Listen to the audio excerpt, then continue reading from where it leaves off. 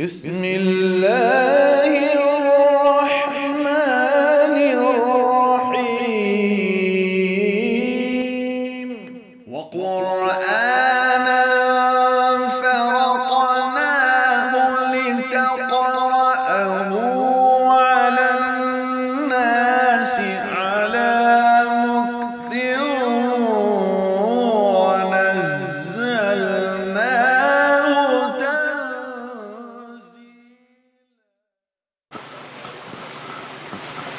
معزز سامعین کرام، اسی طرح آج ہمارے مابین صوبہ گجرات کی مایہ ناز دینی علمی درسگاہ دارالعلوم فلاح دارین کے صدر القراء حضرت مولانا قاری و مقری محمد صدیق صاحب سانسرودی فلاحی دامت برکاتہم العالیہ جیسی عظیم فنی شخصیت بھی اس مبارک اجلاس میں رونق افروز ہیں۔ میں حضرت قاری صاحب کا تمام شرکائے اجلاس کی جانب سے خیر مقدم کرتے ہوئے ادب و احترام کے ساتھ گزارش کروں گا کہ تشریف لائیں اور اپنے طویل فنی تجربات کی روشنی میں ہماری رہبری اور رہنمائی فرمائیں۔ نحمدہ ونصلی علی رسولہ الکریم، اما بعد، اعوذ باللہ من الشیطان الرجیم، بسم اللہ الرحمن الرحیم، ثم اورثنا الكتاب الذین اصطفینا من عبادنا، صدق اللہ مولانا العظیم۔ گرامی قدر مرجع العلماء، بقیت السلف، ہم سب کے مربی و مشفق صدر محترم، اسی طرح ایک طویل عرصے سے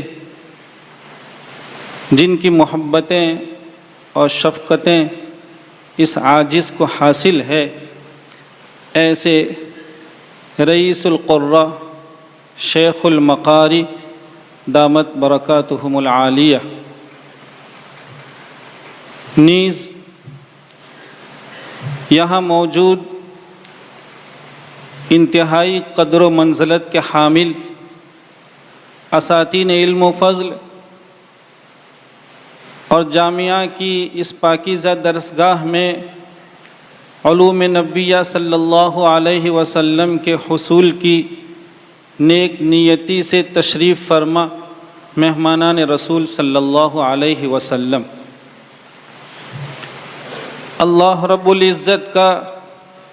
کس عبارت میں شکر بجا لائیں کہ اس ذات نے ہمیں اور آپ کو پھر ایک مرتبہ ایک ایسے زمرے کی صحبت میں بیٹھ کر اللہ کے کلام کو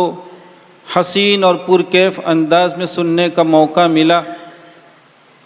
جس زمرے کی خاندانی روایت ہے اور جس زمرے کی تاریخ ہے کہ جہاں اللہ کے بہت نیک نفوس بندوں نے معانی قرآن کی مختلف الجہات حفاظت فرمائی، وہاں ایک طبقہ شروع زمانے سے لے کر اب تک قرآن کریم کے الفاظ اس کی کیفیت تلفظ کی حفاظت کا بیڑا اٹھائے ہوئے، ادائے جبریل علیہ الصلاۃ والتسلیم کو سنبھالے ہوئے ہیں، اور قرآن کریم نے اداؤں کے جس کمال کے لیے سرکار دو عالم صلی اللہ علیہ وسلم کو اطمینان دلاتے ہوئے لا تحرک بہ لسانک لتعجل بہ ان علینا جمعہ کے بعد وقرآنہ بھی فرمایا تھا۔ الحمدللہ ثم الحمدللہ، اس طبقے نے الفاظ قرآنی، کیفیت تلفظ اور وجوہ ادا کی حفاظت میں اپنی تاریخ ثبت فرما دی۔ دیگر امم اس کی کہیں کوئی مثال پیش نہیں کر سکتی، لیکن اللہ کا شکر بجا لائیے کہ شروع میں ایک ایسا طبقہ رہا جن کی زبردست عرق ریزی اور حیرت انگیز محنتوں کا نتیجہ ہے کہ بڑی آسانی سے ہم اور آپ ان مختلف قرأتوں کو پڑھتے پڑھاتے ہیں، ورنہ جیسا کہ تاریخ شاہد ہے کہ امام نافع رحمۃ اللہ علیہ نے 70 مشائخ سے مختلف وجوہ قرات کو حاصل کیا، اور اس کے بعد اپنے ذوق سلیم اور مختلف وجوہ ترجیح کے تحت اس ذخیرہ قرات سے مختلف وجوہات کو منتخب کر کے ایک قرات کا سیٹ تیار کر لیا، جس کو آج ہم اور آپ قرات امام نافع کہتے ہیں۔ اور امام نافع رحمۃ اللہ علیہ نے اپنے شاگرد امام قالون کو اپنی منتخب وجوہات کے اس سیٹ سے نوازا۔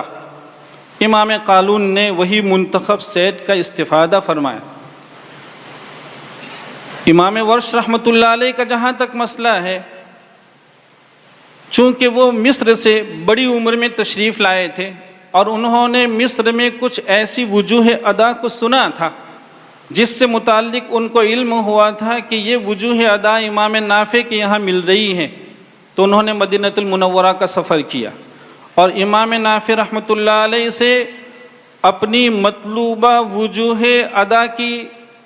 کے استفادے کے لیے آپ نے درخواست فرمائی۔ امام نافع رحمۃ اللہ علیہ نے اپنے منتخب سیٹ سے ہٹ کر امام ورش رحمۃ اللہ علیہ کی درخواست کے مطابق ان کو ایک قرات پڑھائی۔ یہی وجہ ہے کہ امام قالون اور امام ورش رحمۃ اللہ علیہ کی روایتوں کے مابین 3000 سے زیادہ اختلاف قرات ہے۔ یہ ہمارے اکابر تھے جنہوں نے ایک نہیں 10 نہیں 70 اور کتنے مشائخ سے ان قراتوں کو حاصل کر کے ہمارے آپ کے سامنے اس کا سینٹ پیش کیا ہے۔ اس کے بعد اللہ رب العزت نے اسی فن کی تنقیح کے لیے اور اس کی تقویت کے لیے دنیا میں ایسی شخصیات کو بھیجا جنہوں نے حیرت انگیز انداز کی محنتیں کر کے، تھکا دینے والی محنتیں کر کے بہت عمدہ انداز میں قرات کے گلدستے کو مختلف تحریرات کے ذریعے پیش فرمایا۔ امام ابو عمرو عثمان الدانی اس فن کی تاریخی شخصیت ہے۔ ہم اور آپ جانتے ہیں کہ انہوں نے مختلف فنون پر 120 کتابیں تصنیف فرمائی، لیکن ہمارے اور آپ کے علم میں ان کی 2 ہی کتابیں ہیں، زیادہ سے زیادہ 3۔ ہم یا تو ان کی تیسیر کو جانتے ہیں، جامع البیان کو جانتے ہیں، یا علامہ دانی رحمۃ اللہ علیہ کی مقنع کو جانتے ہیں۔ لیکن جہاں اس طرح کی کتابوں کے حوالے ہیں، اس طرح کی کتابوں کا تعارف ہے، وہاں ہم دیکھیں گے کہ علامہ دانی کی تیسیر کی اصل بعض لوگوں نے جامع البیان کو فرمایا، تو بعض لوگوں نے آپ کی دوسری ایک تصنیف جو جامع البیان سے بھی مبسوط تھی، اس کا نام تھا الاقتصاد فی القرات، کہا اس کی اصل یہ ہے۔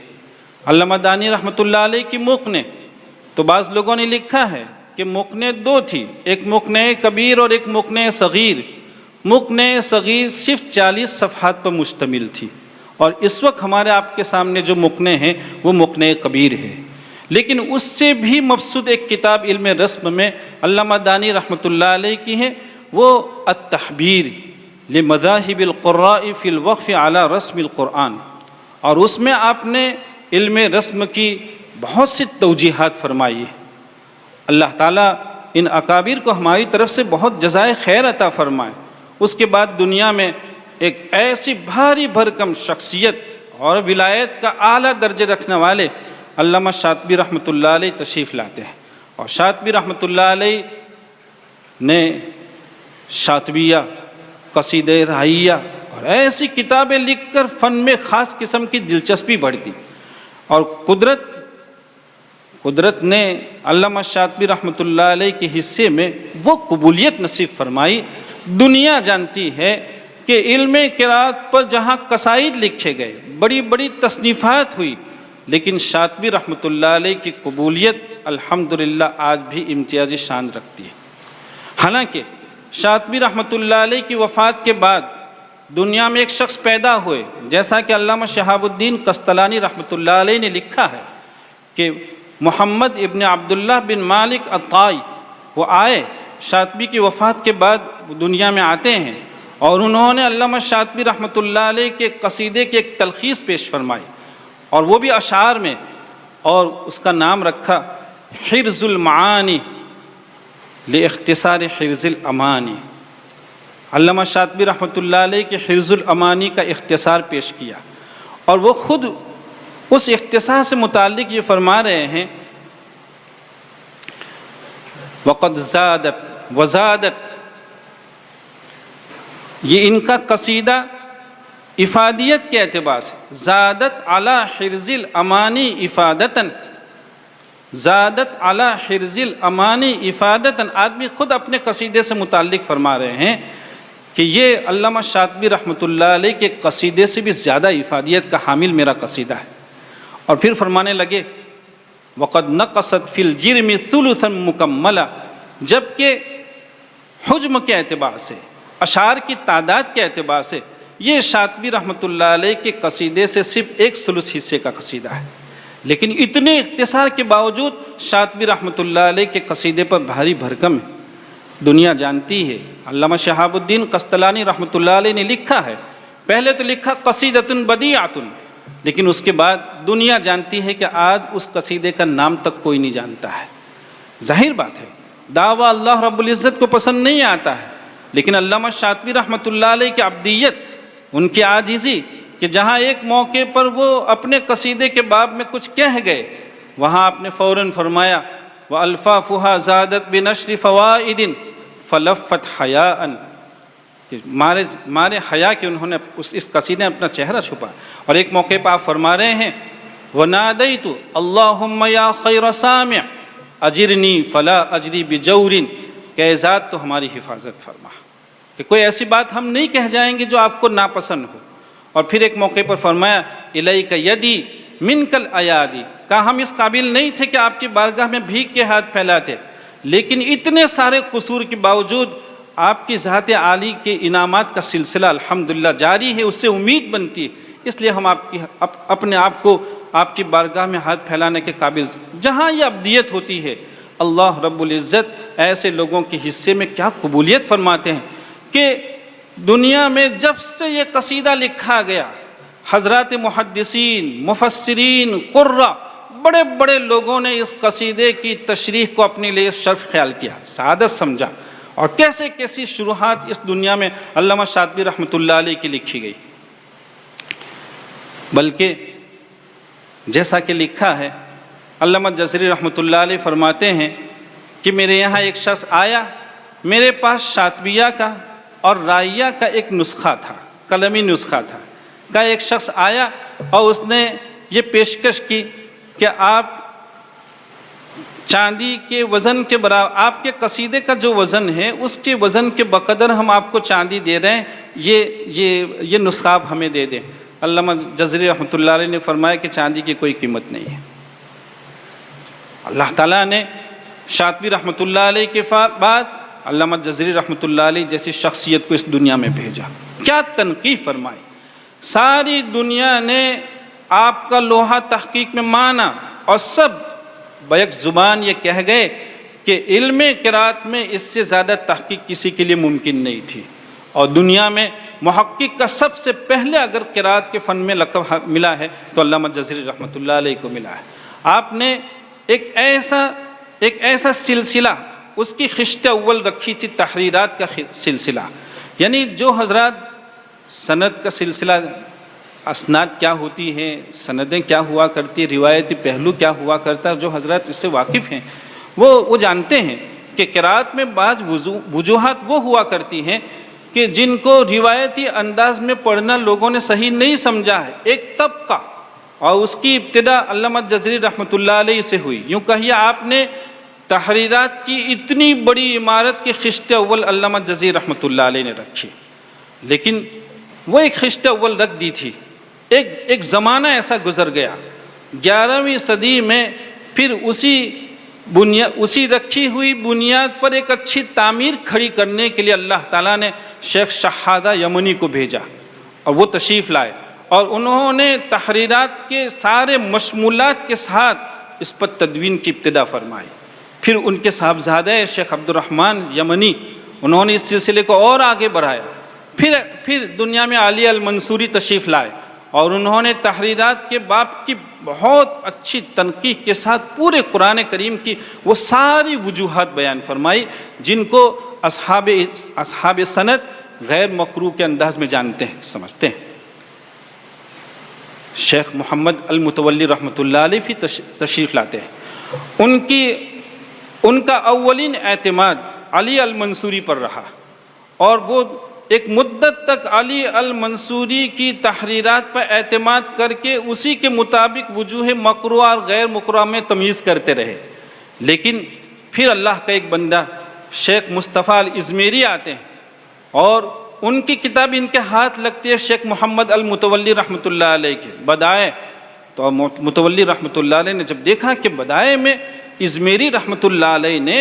اپنے متقدمین اکابر سے کئی مواقع میں اختلاف کیا ہے اور پھر ان کی تحقیقات کو جب دیکھا تو متولی رحمۃ اللہ علیہ کو ان کی تحقیقات پہ اطمینان ہوا اور آپ نے علی المنصوری کے خطے کو چھوڑ کر مصطفیٰ الازمیری کے خطے کو اپنایا اور 900 اشعار پر مشتمل بدائع کو نظم فرمایا۔ دنیا میں متولی رحمۃ اللہ علیہ کے زمانے میں ان کے بعد بھی ایسے باہمت لوگ پیدا ہوئے اور آج بھی ہیں جو 900 اتنے مشکل اشعار کو حفظ کر رہے ہیں۔ ہم آپ عزیزوں کی خدمت میں یہ باتیں اس لیے عرض کر رہے ہیں کہ الحمدللہ فن کی بڑی تسہیل ہوئی ہے، اللہ کا شکر ادا کیجیے۔ اور اس کے ساتھ ساتھ اللہ رب العزت نے جس پاکیزہ اور بڑی ہی بافیض درسگاہ میں آپ کی حاضری کو مقدر فرمایا ہے، میرے عزیزو اللہ کے واسطے اس کی قدر پہچانے۔ جن اکابر کی صحبت آپ کو نصیب ہو رہی ہے، علوم و فنون کے وہ آفتاب و مہتاب ہے۔ ابھی کچھ روز پہلے عیادت کے لیے یہاں حاضری ہوئی تھی۔ حضرت قاری صاحب دامت برکاتہم العالیہ کی خدمت میں ہم مغرب بعد پہنچے اور اس تصور و تخیل کے ساتھ پہنچے تھے کہ حضرت علیل ہیں اور آپریشن ہوا ہے اور درسگاہ تشریف نہیں لا رہے ہیں۔ ہم پہنچے، مشکل سے 2-4 منٹ بیماری کا ذکر ہوا اور فوراً کیا ذوق ہوتا ہے۔ یہ اکابر یہ ہمارے لیے یہ نمونہ ہے۔ ایسا سمجھیے کہ اگر اگلے ماہرین فن نے اپنی زندگیاں کھپا دی ہیں اور انہوں نے تھکا دینے والی محنتوں کے بعد بہت منقح انداز میں ہمارے آپ تک اس فن کو پہنچانے کی کوشش کی ہے، تو الحمدللہ اس سلسلے کی کریات بھی موجود ہے۔ الحمدللہ ہم نے دیکھا کہ 2-3 منٹ کے ذکر کے بعد فوراً ہی آپ نے ایک طویل مدت سے جو سند پر آپ الحمدللہ تحقیق فرما رہے ہیں اور اس کو تحریری شکل میں لا رہے ہیں، جس کی بڑی ضرورت ہے، لے کر بیٹھے اور سب بتلائے۔ اتنی خوشی ہوئی، کہیں دور سے بھی اور کسی ناحیے اینگل سے بھی یہ نہیں سمجھ میں آ رہا تھا کہ ہم کسی بہت سخت مریض کی عیادت کے لیے حاضر ہوئے، وہ بالکل مرض بھول چکے تھے۔ ہمیں اتنی خوشی ہوئی، ہم نے اس روز کے سفر کو اپنے لیے عبرت خیال کیا کہ یہ ہمارے اکابر ہیں۔ آج بھی الحمدللہ ایسے اکابر موجود ہیں۔ ہم آپ عزیزوں کو اپنی قسمت کا احساس دلانا چاہتے ہیں کہ آپ اپنی خوش قسمتی پر جتنا ناز کریں کم ہے۔ میں اپنی گفتگو کو ختم کرتے ہوئے آپ عزیزوں کے اس سنہرے خوبصورت مسابقے جو 10.5 گھنٹے کی طویل مجلس، مختلف مجالس میں مجموعی طور پر 10.5 گھنٹے اور اتنی بڑی تعداد کے مساہم جو اپنی حسین قراتوں کے گلدستے کو کتنا سجا کے لائے تھے،